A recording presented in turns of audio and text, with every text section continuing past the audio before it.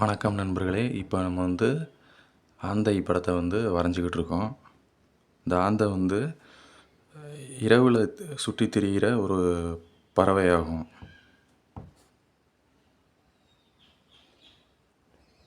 இந்த ஆந்தை பாலூட்டி இனத்தை சேர்ந்த பறவை வகையாகும்.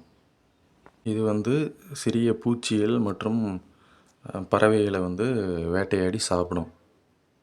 ஆந்தை பெரிய கண்களையும் காதுகளையும் கொண்ட பறவையாக இருக்குது. இது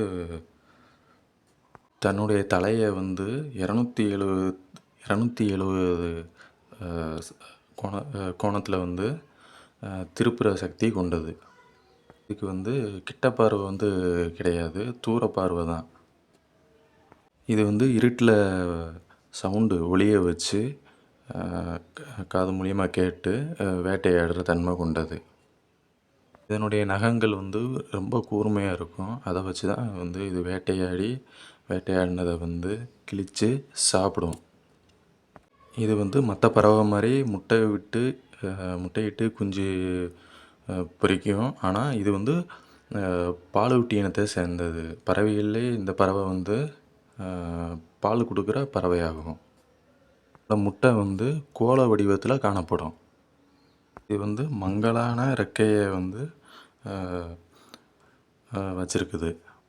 இந்த ஆந்தை பெரும்பாலும் இந்த பயாலஜி ஸ்டூடெண்ட்ஸுக்கு நிறையா இதனுடைய செயல்பாடுகள், இதோட சாப்பிட்ற தன்மை, இதெல்லாம் ஏகப்பட்டதுக்கு ரொம்ப ஹெல்ப்ஃபுல்லாக இருக்குது. இதோட உணவு பழக்கம் இதெல்லாம் ஏகப்பட்ட சயின்டிஸ்ட் நிறைய ஆராய்ச்சி பண்ணியிருக்காங்க. இது முட்டை ஏற்கனவே சொல்லியிருக்கோம், கோள வடிவமாக இருக்குன்னு சொல்லி. இது 12 வகையான சைஸில் முட்டையிடும். பறவை இனத்திலே இது பெரிய கண்ணாக இருக்குது. அதனால தான் பட்டப்பேர் வச்சு கூப்பிடும்போதும் ஆந்தைக்கண்ணா அப்படின்னு சொல்லி கூப்பிடுவாங்க.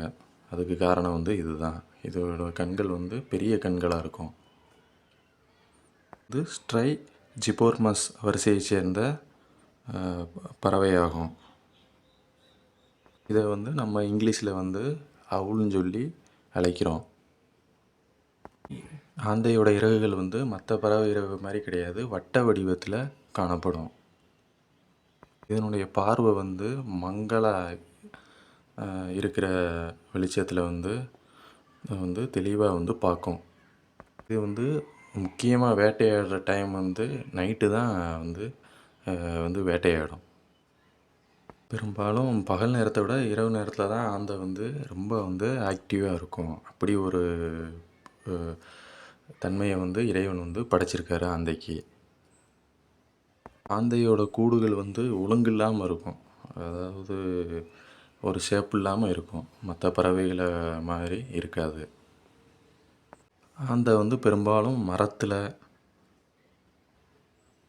ரொம்ப கீழான நிலத்தில், அதே போல் குகையிலையும், முக்கியமாக குகையில் வாழும்.